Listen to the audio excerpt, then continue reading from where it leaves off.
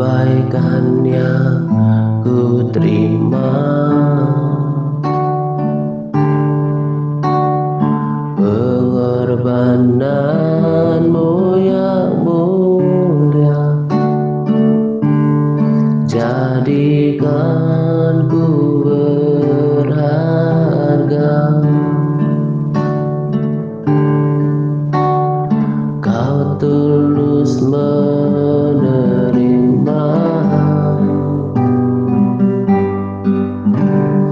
aku apa adanya. Kekuatan kasih-Mu nyata memulihkan hidupku. Kau bukan Tuhan yang melihat rupa, Kau bukan Tuhan yang memandang harta. Hati hamba yang selalu Kau cari, biar Kau temukan di dalamku. Selama ku hidup, ku mau menyembah-Mu, sebab Engkau sangat berarti bagiku.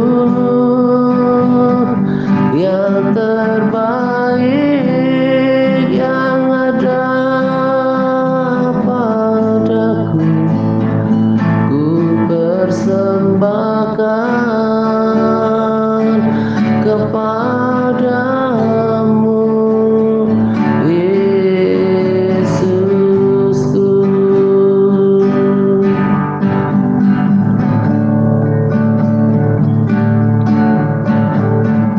Ku tak dapat lupakan kebaikan yang ku terima,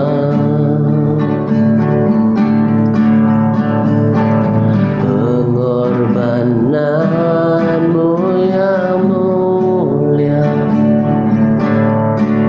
jadikan ku berharga.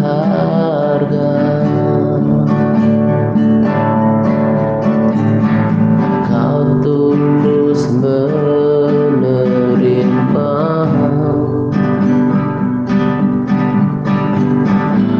aku apa adanya.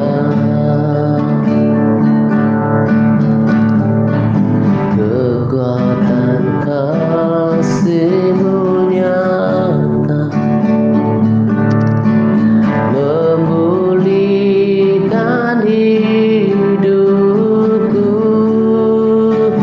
Kau bukan Tuhan yang melihat rupa, Kau bukan Tuhan yang memandang harta. Hati hamba yang selalu Kau cari, biar Kau temukan di dalamku. Selama ku hidup, ku mau menyembah-Mu, sebab Engkau sangat berarti bagiku. Yang terbaik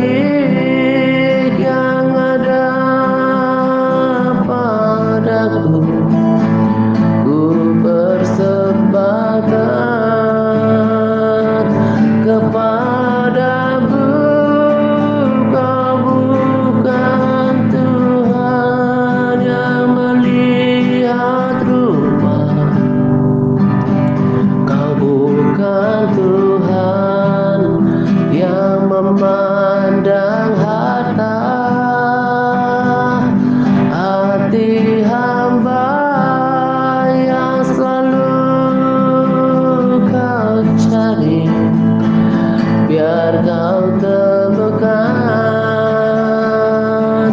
di dalamku selama ku hidup. Aku mau menyembahmu sebab engkau sangat berarti bagiku. Yang terbaik yang ada padaku, ku persembahkan kepadamu, Yesusku.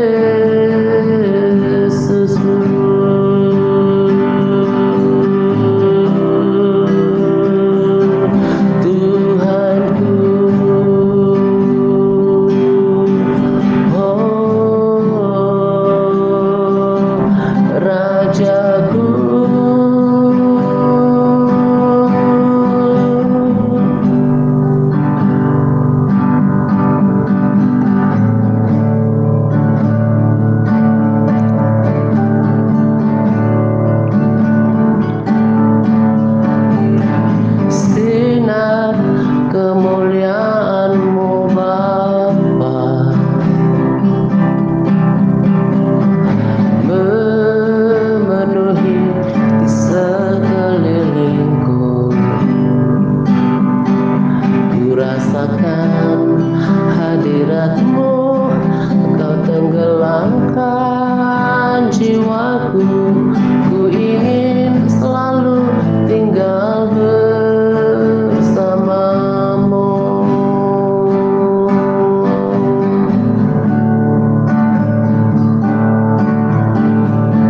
Sinar kemuliaan-Mu Bapa memenuhi di sekelilingku. Ku rasakan hadirat-Mu, Kau tenggelamkan jiwaku. Ku ingin selalu tinggal bersamamu.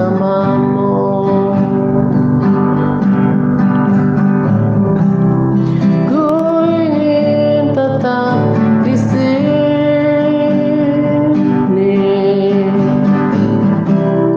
menikmati baik-Mu.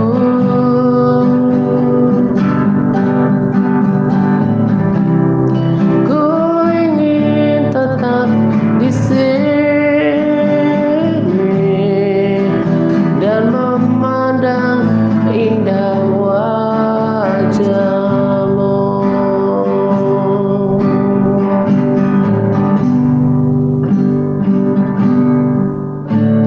Sinar kemuliaan-Mu Bapa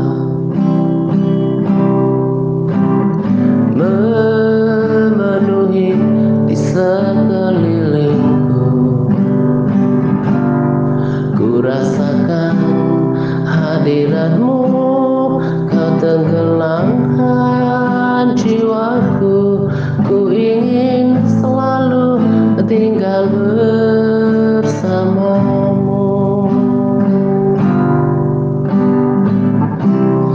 Ku ingin tetap di sini,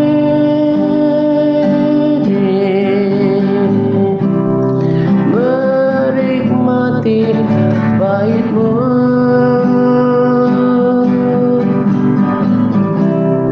Ku ingin tetap di sini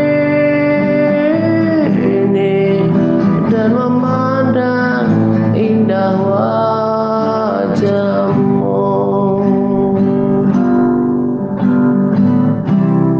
Ku ingin tetap di sini, menikmati Kau Tuhan. Ku ingin tetap di sini dan memandang indah wajah-Mu.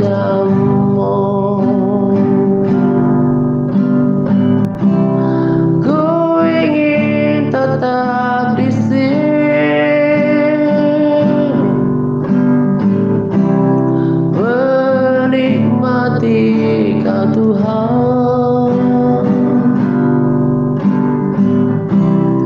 Ku ingin tetap di sini dan memandang indah wajah-Mu.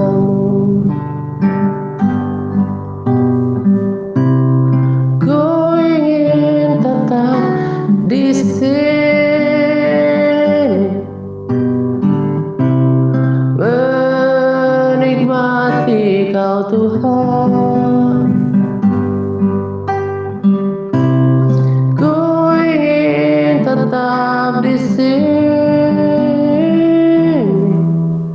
dan memandang indah wajah-Mu.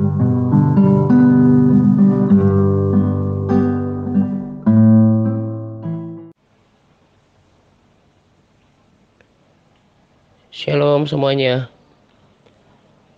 Salam damai sejahtera untuk kita sekalian. Pada kesempatan ini saya akan berbagi sharing dari pembacaan firman Tuhan yang saya lakukan. Jadi sharing saya kali ini berasal dari Rema. Sebelum saya lanjutkan berbagi sharing pada rekaman ini atau pada video ini, saya mau tekankan kembali tentang SBR yang kita lakukan di TRC Facebook gitu ya. Jadi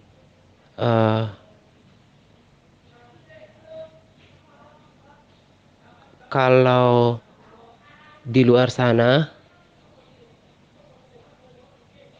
banyak sekali grup Facebook rohani, dan saya yakin lebih banyak yang melakukannya, termasuk komentar pada konten YouTube. Dan saya juga yakin lebih banyak yang melakukannya. Kalau di sana kita banyak menemukan orang yang kemudian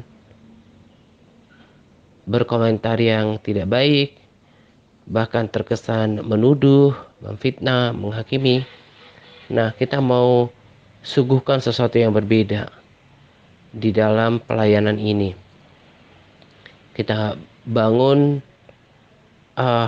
atmosfer yang dimana ketika orang yang melihatnya, tentunya di sini adalah orang-orang yang bergabung di TRC Facebook, melihat bahwa ada sesuatu yang beda di dalam grup ini.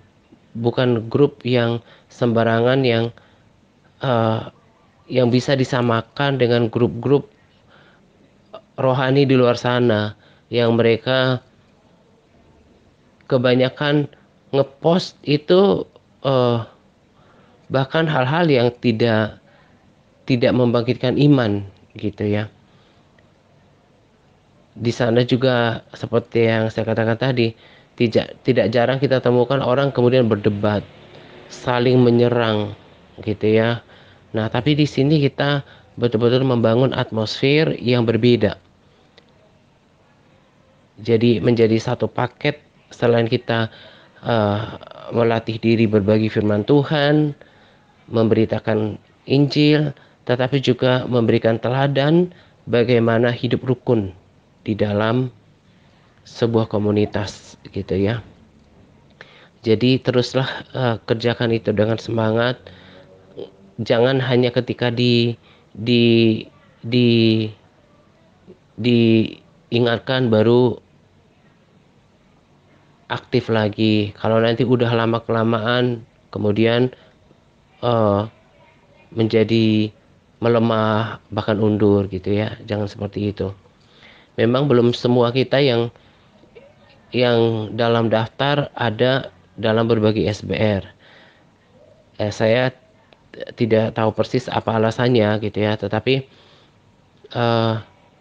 saya juga memahami bahwa mungkin ada juga yang terkendala dengan koneksi internet, entah itu karena memang susah sinyal atau memang keterbatasan data gitu ya. Nah, tapi kita yang memang ready untuk melakukannya, lakukanlah bagian kita gitu ya. Lalu di sini juga saya tambahkan bahwa eh, contoh yang saya berikan itu tidak harus diikuti persis sama seperti itu ya. Tapi kalau memang mau ikuti silahkan. Kalau mau buat cara sendiri juga silahkan.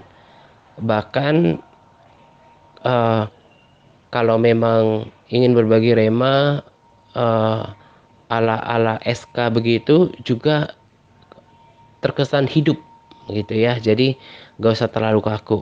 Cuma eh, contoh format SBR yang saya buat kemarin itu sebetulnya lebih cenderung untuk memberikan eh, eh, contoh kepada saudara-saudara yang ada di Big Internet. Karena kalau para sahabat yang ada di MTRC kan udah tahunan gitu ya, bukan sesuatu yang baru lagi untuk berbagi SBR. Nah, jadi format yang saya bagikan kemarin itu lebih tepat kalau kita ingin menonjolkan ayat-ayat firman Tuhan. Kalau kita ingin menekankan ayat-ayat firman Tuhan banyak di sana, kita bisa bold, kita bisa uppercase, kita bisa tebalkan atau kasih huruf besar gitu ya. Nah, tapi kalau mau membuatkan rema dalam bentuk-bentuk SK itu juga hidup gitu ya. Jadi variatif gitu ya. Jadi boleh diikuti, boleh berbeda. Yang penting pesan saya adalah lakukan seperti untuk Tuhan. Sebisa mungkin lakukan penulisan yang rapi gitu ya. Pengetikan yang rapi supaya orang-orang yang membacanya lebih tertarik untuk membacanya gitu ya. Nah, sekarang saya akan uh, berbagi rema yang pertama gitu. Judul remanya yaitu perihal hari Sabat. Saya baca di Bilangan 15 ayat 32, 33, 34 sampai 36 ya. 34, 35 dan 36. Uh, Ceritanya seperti ini. Ketika orang Israel ada di padang gurun, didapati merekalah seorang yang mengumpulkan kayu api pada hari Sabat. Ayat 33, lalu orang-orang yang mendapati dia sedang mengumpulkan kayu api itu menghadapkan dia kepada Musa dan Harun dan segenap umat itu. Ayat 34, orang itu dimasukkan dalam tahanan oleh karena belum ditentukan apa yang harus dilakukan kepadanya. Ayat 35, lalu berfirmanlah Tuhan kepada Musa, orang itu pastilah dihukum mati. Segenap umat Israel harus melontari dia dengan batu di luar tempat perkemahan. Ayat 36, lalu segenap umat menggiring dia keluar tempat perkemahan, kemudian ia dilontari dengan batu, sehingga ia mati seperti yang difirmankan Tuhan kepada Musa. Nah, lagi-lagi saya juga memberikan penekanan di sini bahwa kita harus menerima paket lengkap tentang Tuhan itu uh, uh, dari segala sisi gitu. Jangan hanya mengakui bahwa Tuhan itu kan Tuhan yang sama dahulu, sekarang, dan sampai selama-lamanya. Kasih setianya besar, kesabarannya uh, panjang kesabarannya, kebaikannya uh, uh, melimpah gitu ya, pengampunannya. Nah, tetapi juga lihat keadilannya, kekerasannya gitu ya. Jadi pelanggaran terhadap perintah Tuhan itu sudah jelas. Ada konsekuensinya, ada hukumannya. Nah, mungkin ada yang berkata bahwa oh kita nggak hidup persis sama seperti zaman bangsa Israel dipimpin oleh Musa. Ya, tapi Tuhannya tetap sama. Makanya seperti modul kita di Yakobus 2 ayat 10 bahwa barang siapa menuruti seluruh hukum itu tetapi mengabaikan satu bagian daripadanya, maka ia bersalah terhadap seluruhnya. Dari sejak Musa menerima hukum perintah-perintah daripada Tuhan, tentu bukan cuma ini perintahnya, tapi cuma satu yang dilanggar. Dan itu mengakibatkan membawa akibat yang fatal bagi pelanggar tersebut. Dan saya juga tambahkan di sini bahwa selain ketaatan total, saya juga mau katakan kepada kita bahwa ada banyak orang Kristen, bahkan lebih banyak yang menganggap eh, tidak terlalu penting soal ibadah gitu. Saya ketika memahami ini, saya bersyukur kepada Tuhan kalau sekarang dalam perjalanan waktu Tuhan beri kesempatan untuk mengerti, Tuhan berikan kesempatan untuk memperbaiki semuanya, kebenaran yang dibaca kemudian menuntun kepada kebenaran gitu ya. Kalau nggak sempat bertobat dan memperbaiki semuanya, kalau bagi saya prinsip ini juga berlaku. Sekalipun saya seorang fanatik dalam kekristenan, eh, kelihatannya giat dalam hal rohani, tapi saya mengabaikan tentang ketaatan, eh, salah satunya. Nah, kita ambil contohnya dengan ketidaksetiaan dalam beribadah. Saya ini bagi saya akan membahayakan keselamatan saya juga gitu. Jadi kalau kita lihat orang Kristen masih sangat banyak ketika hari Minggu akhirnya pergi ke kedai kopi atau bahkan untuk melakukan hobinya, melakukan uh, bahkan bisnisnya gitu ya. Nah, karena tidak membaca firman gitu ya, akhirnya dia nggak mengerti tentang hukum ini, nggak mengerti tentang sikap Tuhan terhadap orang yang melanggar kekudusan hari Sabat. Kalau seseorang tidak sering-sering mendapatkan peringatan tentang Sabat misalnya di gereja, kan gereja juga buka sekali seminggu. Kalau kita lihat di belakang hari gitu ya. Kalau sekarang puji Tuhan, eh, di YouTube orang bisa dapatkan tiap-tiap hari pengajaran rohani kalau dia mau gitu ya. Tapi juga kalaupun ada konten-konten rohani di YouTube, lebih banyak kalau pendapat saya yang mereka mau cari panggung buat judul-judul yang buat penasaran, eh, bukan memberitakan kebenaran sejati. Itu pandangan saya pribadi gitu ya, dan saya nggak sebutkan di sini oknum-oknumnya, channelnya, tapi yang saya saksikan kebanyakan cari panggung, cari klik gitu ya, dengan motivasi yang berbeda-beda. Dan dari sekelompok pemberita Injil sejati ini, dari sekelompok kecil yang ada juga kan tentu topiknya macam-macam gitu. Tapi kalau kita baca firman Tuhan sendiri, kita bisa dengarkan, uh, kita bisa baca berulang sesuka-suka kita, semaunya kita, sebanyak mungkin yang kita mau dan yang kita bisa. Jadi di sini juga saya mau katakan bahwa betapa beruntungnya kalau kita mau bertekun dalam membaca firman Tuhan tiap-tiap hari. Kita akan dituntun kepada kebenaran, lalu kemudian kita diingatkan setiap hari, bahkan lebih dalam lagi tentang pengenalan akan Tuhan. Karena inilah yang paling penting. Dunia ini tidak lebih penting, kehidupan di dunia ini tidak lebih penting daripada kehidupan yang akan datang. Jadi kalau pikiran orang sudah terbuka, mata rohani seseorang sudah terbuka, dia akan sangat yakin berkata bahwa perkara rohani itu lebih penting.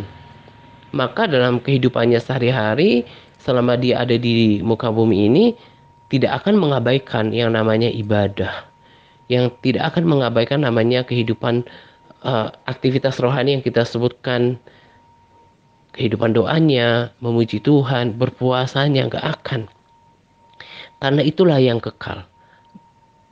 Saya tidak sedang berkata mencari nafkah itu tidak perlu, itu perlu untuk kehidupan kita, tapi bukan segala-galanya. Nah, kiranya pesan dari uh, rema yang pertama ini membuat kita semakin mengerti tentang ketaatan total.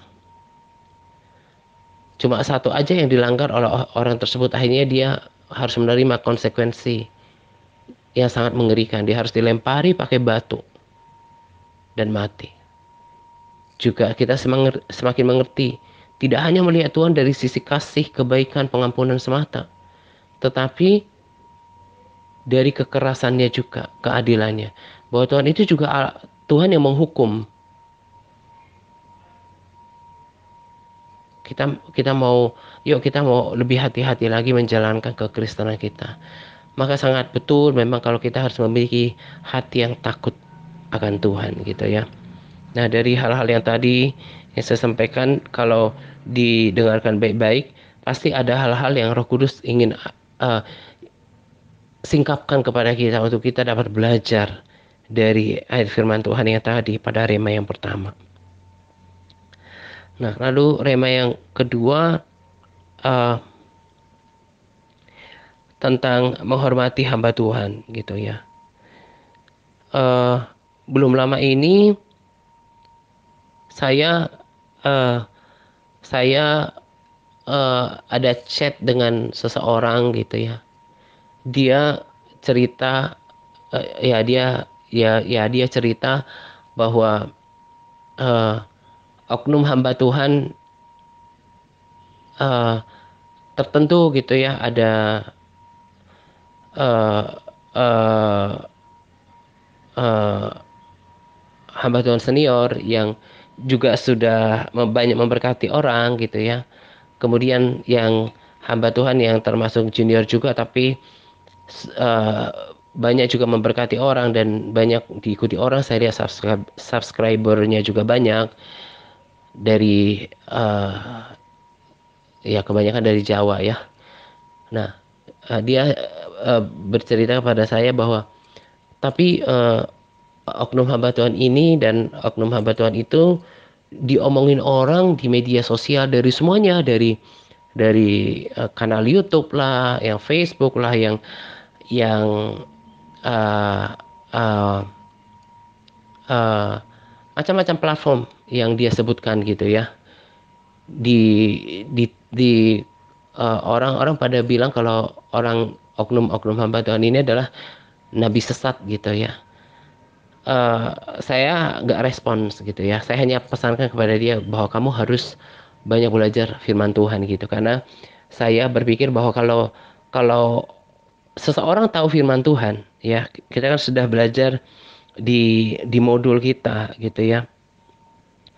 Uh, saya juga tulis pada Capas bahwa orang kalau hatinya baik pasti akan mengucapkan, akan keluar perkataan-perkataan yang baik.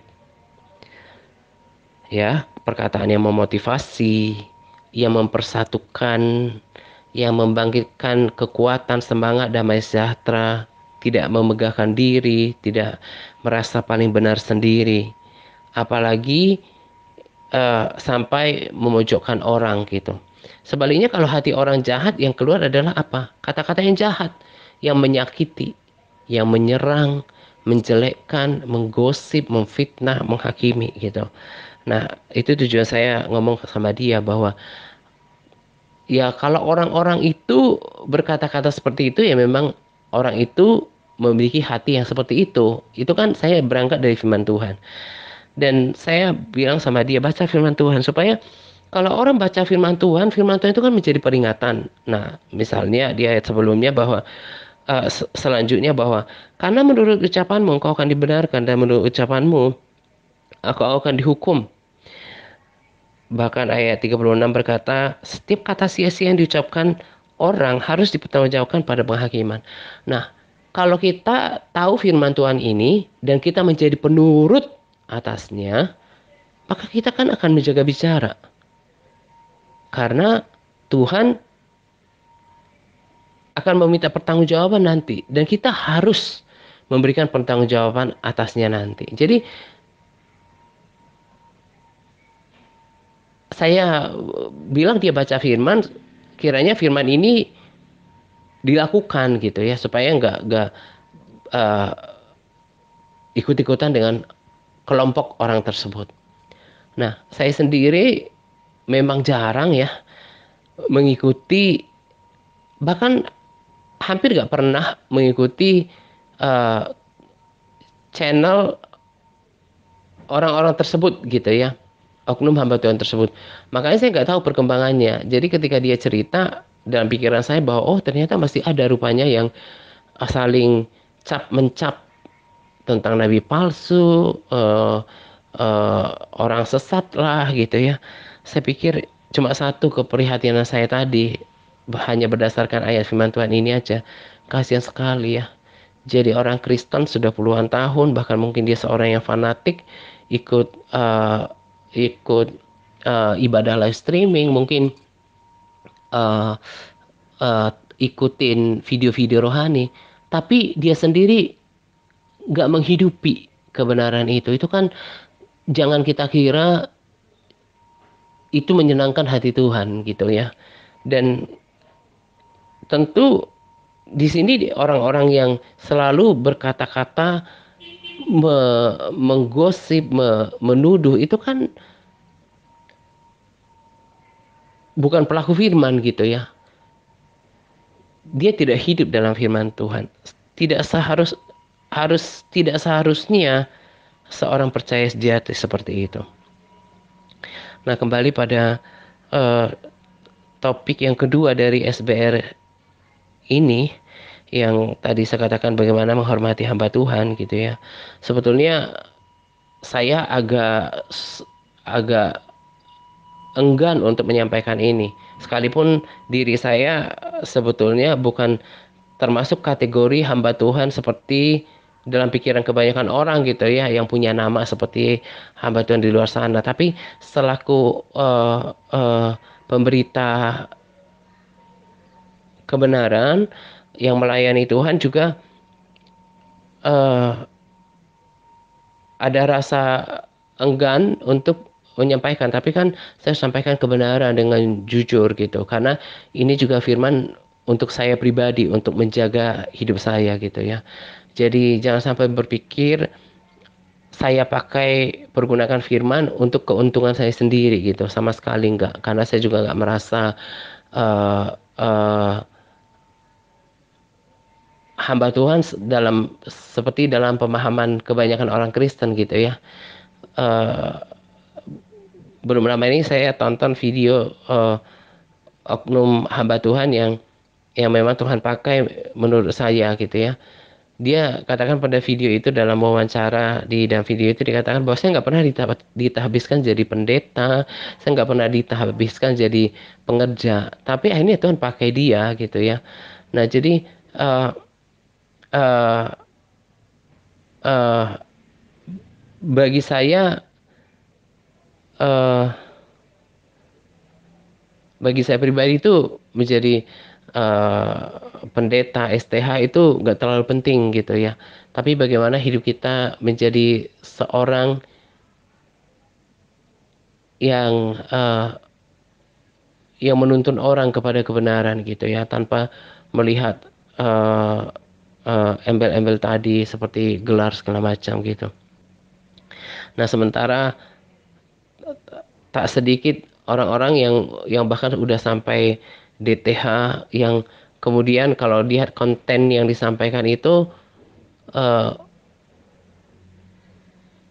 nggak membangkitkan iman, nggak menuntun orang kepada kebenaran gitu ya.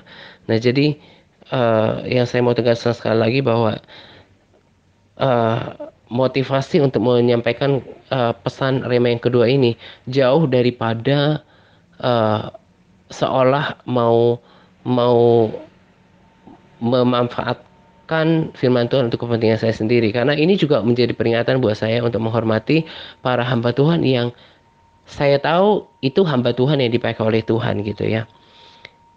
Ya, ini menjadi pelajaran buat kita. Di Bilangan 12 eh Bilangan 12 ayat yang ke saya baca aja dari ayat 4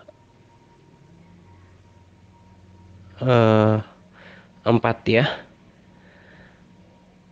Jadi kisahnya di sini Miriam dan Harun mengata-ngatai Musa gitu. Nah, ini buat kita pembaca Alkitab, ini bukan lagi satu cerita yang yang baru ya. Nah, di ayat 4 dikatakan lalu berfirmanlah Tuhan dengan tiba-tiba. Eh, jadi nanti lengkapnya dibaca ya di Bilangan 12 itu. Nah, jadi ketika eh, Miriam dan juga Harun mengata-ngatai Musa di ayat 4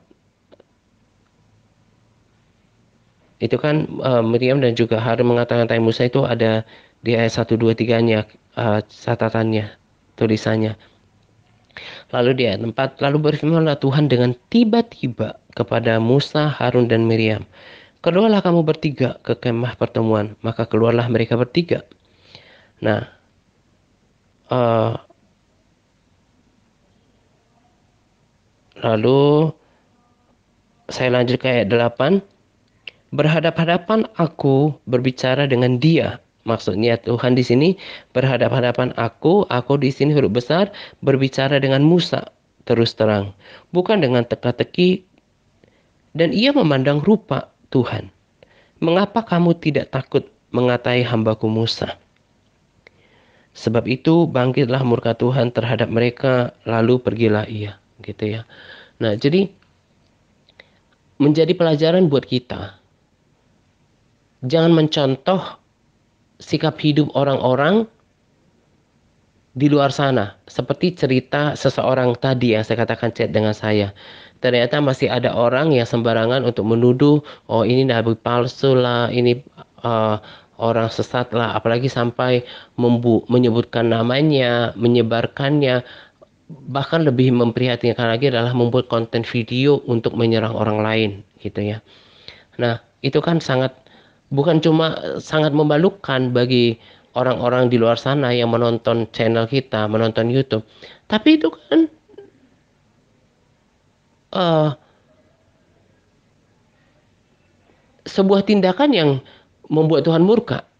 Nah, makanya kan seperti 2 Timotius 3:16 berkata bahwa kalau kita membaca firman Tuhan itu akan mendidik kita, mengajar kita kepada kebenaran. Akhirnya kita mengerti bagaimana kita memperlakukan orang lain, termasuk dalam hal ini adalah orang-orang yang memang dipakai oleh Tuhan. Kita nggak boleh mengata-ngatai hamba Tuhan, menggosipi lah, ya termasuk satu paket kan, mengata-ngatai. Lagi-lagi saya katakan bukan seperti untuk kepentingan saya sendiri, mentang-mentang saya melayani Tuhan sekarang enggak, tapi ini juga menjadi peringatan untuk eh, setiap kita, termasuk saya, untuk menjaga bicara, termasuk untuk oknum hamba Tuhan. Jangan, kalau tadi saya katakan ada oknum tertentu itu kan umum karena lebih pada menyoroti pada objeknya bukan pada subjeknya gitu ya.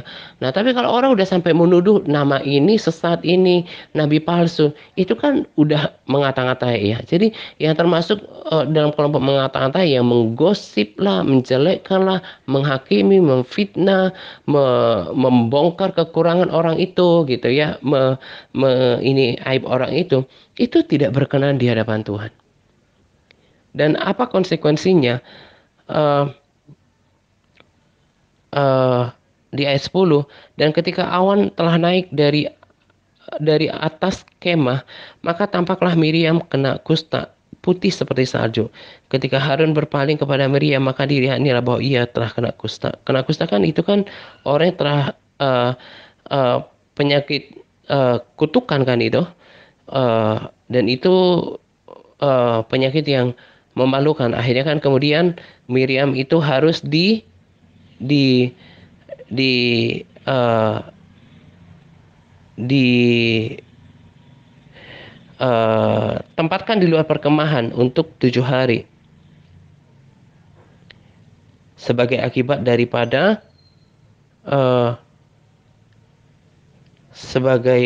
daripada perkataannya. Ayat 14 berkata, kemudian berfirmanlah Tuhan kepada Musa, sekiranya ayahnya meludahi mukanya, tidakkah ia mendapat malu selama 7 hari?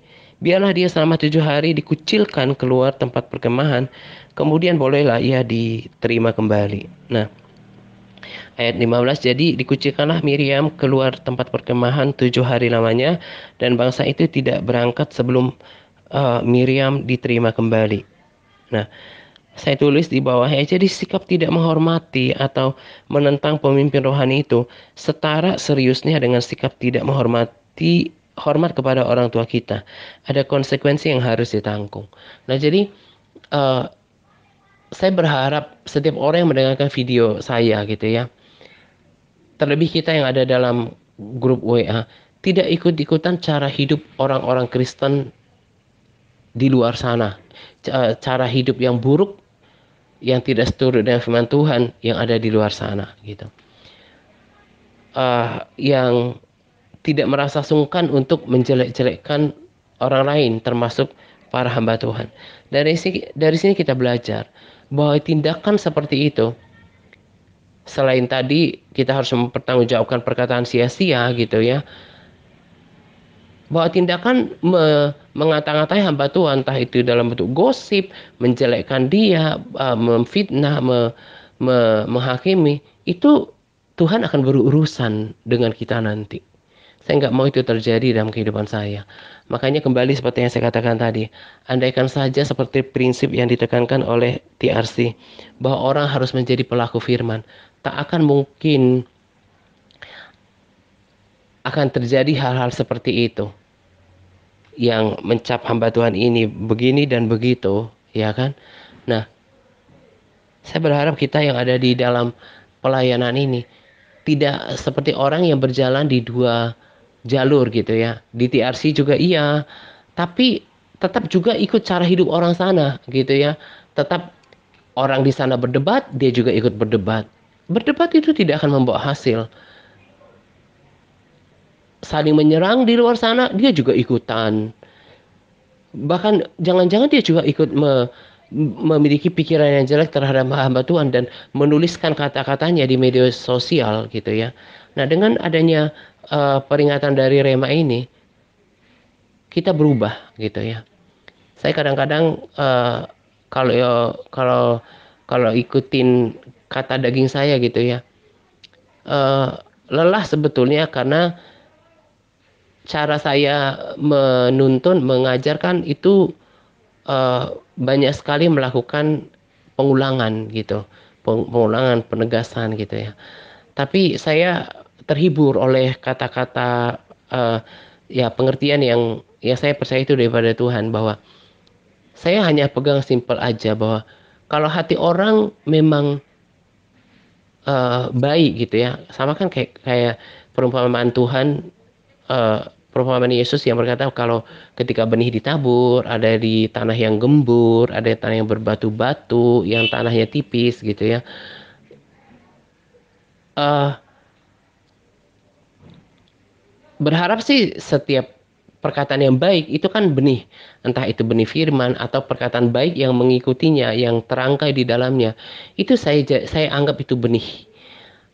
eh, ada bagian saya, ada bagian Tuhan yang memberikan pertumbuhan, tapi ada juga bagian orang tersebut.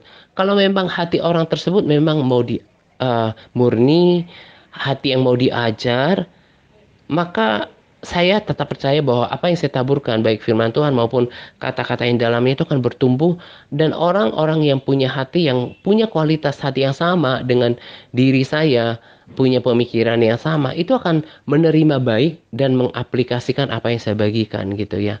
Makanya tadi saya katakan bahwa berharap sungguh kita yang mendengarkan peringatan ini berubah gitu ya. Kalau masih ada yang tadinya eh, eh, adalah sedikit-sedikit ikut punya pikiran, oh hamba Tuhan ini sesat, ini nabi palsu, atau mungkin ini ya pokoknya banyaklah hal yang jelek yang kita temukan di luar sana gitu ya tentang hamba Tuhan, yang kita kok kayaknya masih suka baca-baca. Segeralah berbalik gitu ya.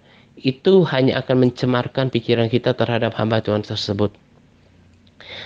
Orang yang menyerang hamba Tuhan itu, selain tadi saya katakan dia harus mempertanggungjawabkannya setiap kata-kata sia-sia di hadapan Tuhan nanti, dia juga akan berurusan dengan Tuhan. Sebab ini loh rema yang yang yang dalam. Saya ulangi di bilangan 12 dan 14 ya. Tuhan berkata seperti ini. Kemudian berfirmanlah Tuhan kepada Musa, sekiranya ayahnya meludahi mukanya, tidakkah ia mendapat malu selama 7 hari? Biarlah selama 7 hari dikucilkan keluar tempat perkemahan, kemudian bolehlah ia diterima kembali. Sama seperti pada catatan saya pada Capas. Jadi uh, kalau Tuhan menuliskan hormatilah orang tuamu. Kalau orang tidak menghormati orang tuanya, ada konsekuensinya. Maka hal yang sama dengan itu, hukum yang paralel dengan itu adalah kalau kita juga tidak menghormati, bahkan menyerang, mengata-ngatai eh, orang-orang rohani yang kita anggap sebagai pemimpin rohani, sekalipun dia bukan pemimpin rohani atas kita, terlebih kalau atas kita, ternyata dia kita jelek-jelekkan, digosipi, menyerang, mengata-ngatai, ada konsekuensinya. Dan dia harus menanggung akibatnya nanti. Jadi menurut pemahaman saya, selain pertanggungjawaban kata-kata, tapi juga sikapnya yang seperti itu, dia harus pertanggungjawabkannya di hadapan Tuhan. Jadi jangan ada di antara kita yang mentang-mentang sekarang media sosial gitu ya, kita nggak bisa pilah gitu ya, kita nggak bisa pilah ikut ikut semuanya. Tadi saya katakan ada di dalam uh, uh, DNA-nya TRC, tetapi kakinya juga ikut di luar sana, kan saya nggak bisa monitor gitu ya. Ternyata di luar sana juga suka yang berdebat, suka yang berbagi pendapat yang kayaknya saling apa ya, ya mungkin dia punya cukup pengetahuan tentang firman Tuhan gitu ya, tapi ya berdebat berdebat kasih kayak kasih pendapat itu nggak cukup membawa orang pada Tuhan gitu, semata karena hati yang mau diajar dan mau menjadi pelaku firman Tuhan. Nah, segeralah berubah dari situ supaya nanti lama-lama benih seperti itu nggak tumbuh di dalam dirimu, akhirnya menjadi biasa dengan perilaku tersebut. Nah, itu Tuhan menentang ya. Tuhan tiba-tiba datang kepada mereka, dan Tuhan murka kepada Miriam gitu ya. Nah, saya uh, bacakan juga saya sampaikan juga di sini, sekalipun nanti bisa dibaca, ada juga rema tambahan dari bacaan tadi, sekalipun pesan utamanya saya udah bagikan gitu ya, tapi ada juga apa ya, bonus-bonusnya. Jadi kalau kita baca firman Tuhan itu sungguh-sungguh, benar-benar saya punya waktu untuk baca firman Tuhan, Tuhan akan berkati kita dengan firman-Nya. Akan ada rema-rema yang dikasih tahu gitu. Makanya selain berbagi rema singkat seperti yang saya katakan kemarin, saya contohkan kemarin, uh, rema yang penting, yang kayaknya nggak bisa dituangkan dalam tulisan, maka saya akan sampaikan itu dalam video gitu ya, seperti ini. Jadi ini juga bagian daripada rema, tapi saya jabarkan lebih luas gitu.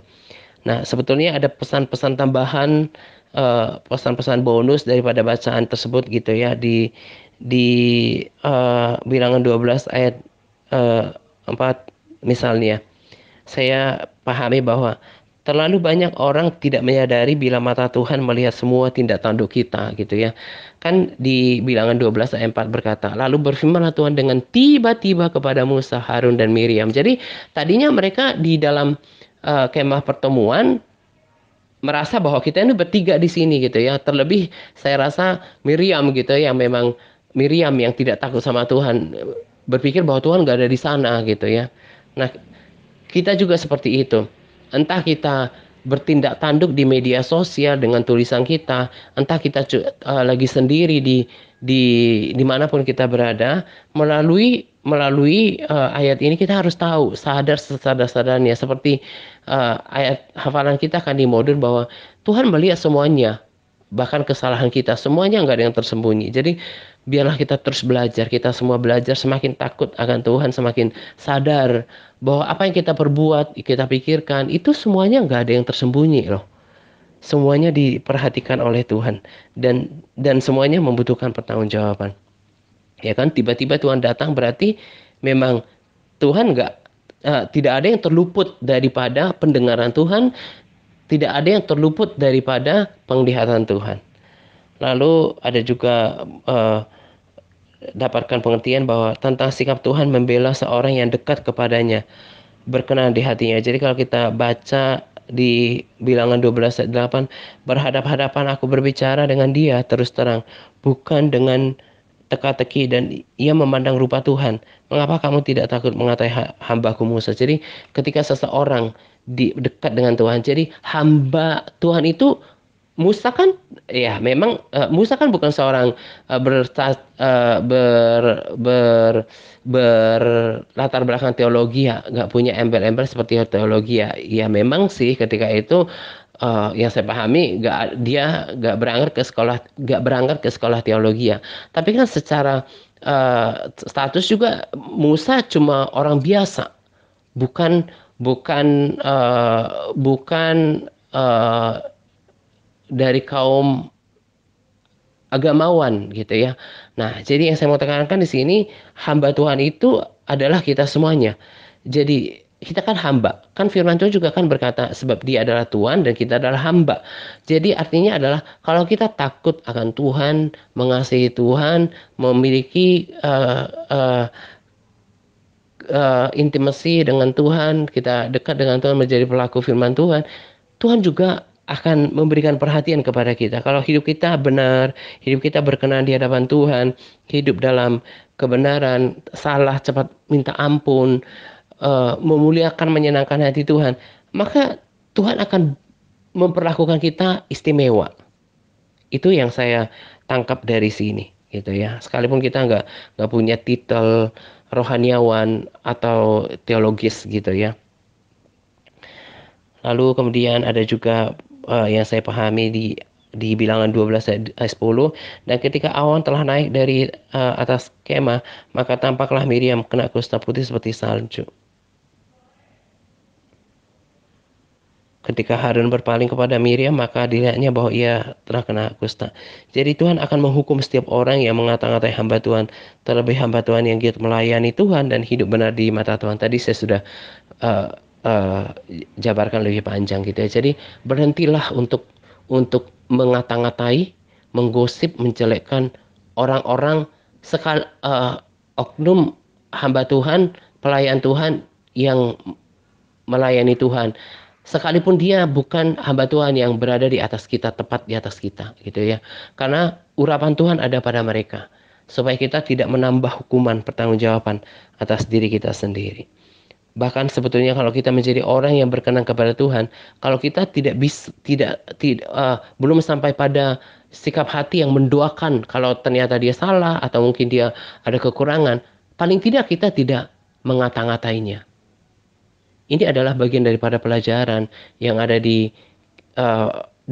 Alkitab kita, dan kita harus kita harus jadikan pelajaran hidup supaya kita seperti pesan Rema pertama, kita tidak menganggap remeh dengan hari Sabat. Sekalipun sekarang live streaming, Saya pribadi lebih bebas untuk live streaming karena saya lebih berekspresi uh, uh, lebih apa adanya gitu. Kalau di gereja, apalagi gereja besar, penerangannya terang, terus kiri kanan saya ternyata ekspresinya ketika memuji Tuhan biasa-biasa, itu sih sedikit banyak mengganggu saya gitu ya.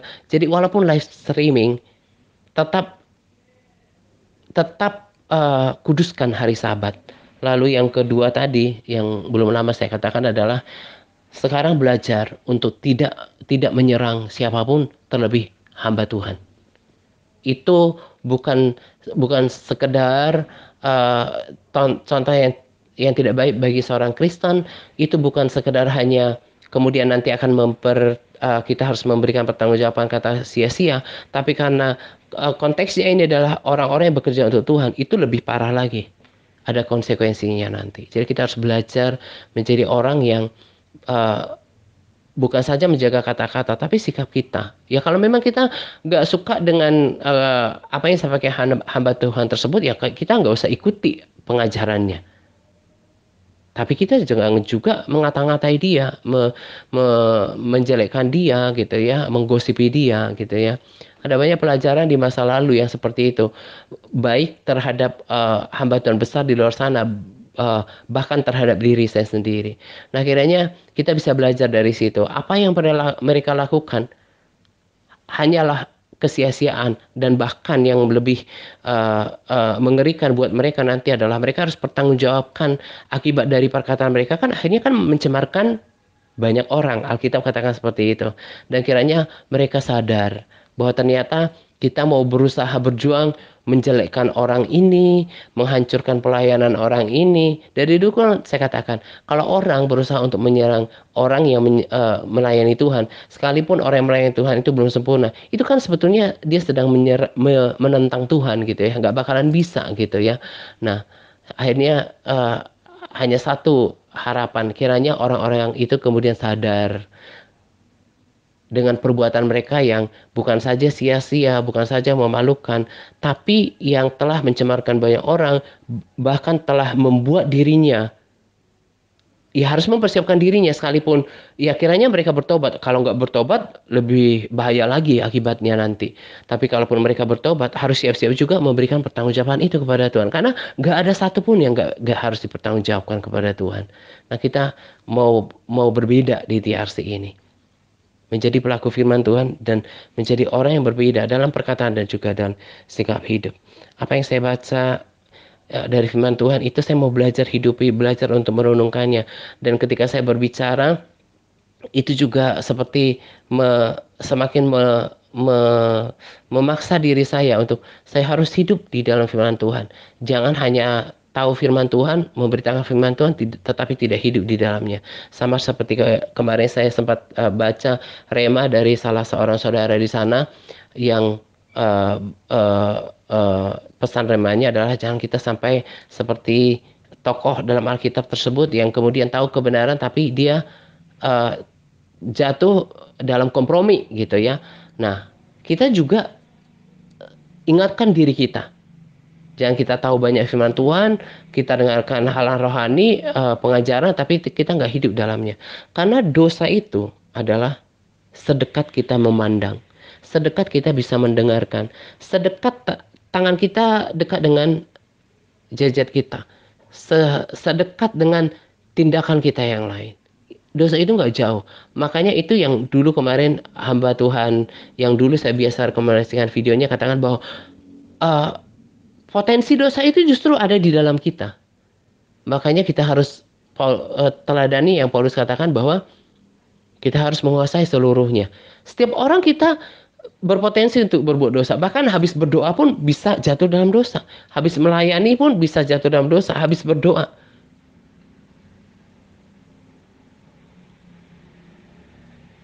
Makanya kita harus terus-menerus sadar dan berjaga-jaga. Gitu ya. Dan kita berharap kita terus berubah dan berbeda. Ini yang selalu saya syukuri kepada Tuhan. Terima kasih kalau masih diberikan waktu untuk memperbaiki segalanya. Jangan kita stagnan. Dan saya sangat percaya bahwa kalau hatimu baik, pasti benih firman Tuhan yang kudus dan perkataan yang baik yang terangkai di dalamnya itu akan sampai di hatinya, bertumbuh dan menjadi sama dengan kita. Tapi kalau memang hati orang uh, tidak menghargai barang yang kudus seperti firman Tuhan katakan, dan juga memang hatinya itu nggak mau diajar, ntar juga lama-lama dia tidak menjadi bagian kita. Sesederhana itu saya memotivasi diri saya gitu ya. Jadi saya akan terus ingatkan sekalipun bentuk pengulangan, penekanan kepada kita supaya kita berubah semakin hari semakin berkenan kepada Tuhan, dan Tuhan bisa pakai kita. Karena bagaimana Tuhan mau pakai seseorang kalau misalnya dia sendiri nggak melakukan gitu loh. Misalnya dia sendiri suka uh, uh, mengatakan hamba Tuhan, menggosip, misalnya menjelek-jelekkan. Apakah orang ini masih bisa kasih tahu orang bahwa kita harus menjaga perkataan? Dia sendiri nggak menjadi pelaku. Atau kita harus mengampuni orang, apapun kesalahan orang, kita harus ngerti Tuhan sudah ampuni kita. Dan kita harus melepaskan pengampunan. Sendirinya nggak melepaskan pengampunan. Apakah Tuhan akan pakai orang ini dengan benar? Nggak mungkin kan? Jadi kalau kita mau menjadi pelaku firman Tuhan, kita mau dibentuk oleh firman Tuhan, kita nanti bisa menjadi bejana bagi kemuliaan Tuhan juga, dan untuk berdampak bagi orang lain gitu ya. Nah, ini saja yang saya membagikan pada sharing Rema kali ini. Kiranya memberkati kita, memotivasi kita, mengajar kita, mengubahkan kita, dan kita menjadi pelaku atasnya gitu ya. Selamat menjelang 2 pagi untuk kita sekalian. Semangat berpuasa kepada all MTRC yang bersemangat dalam berpuasa. Semangat par. Tuhan Yesus memberkati kita senantiasa. Amin. Kau bukan Tuhan yang melihat rupa, Kau bukan Tuhan yang memandang harta. Hati hamba yang selalu Kau cari, biar Kau temukan di dalamku selama kehidup. Ku mau menyembahmu sebab Engkau sangat berarti bagiku. Yang terbaik yang ada padaku, ku persembahkan kepadamu. Kau bukan Tuhan yang melihat rupa, Kau bukan Tuhan yang memandang harta. Hati hamba yang selalu Kau cari, biar Kau temukan di dalamku selama ku hidup. Aku mau menyembahmu sebab Engkau sangat berarti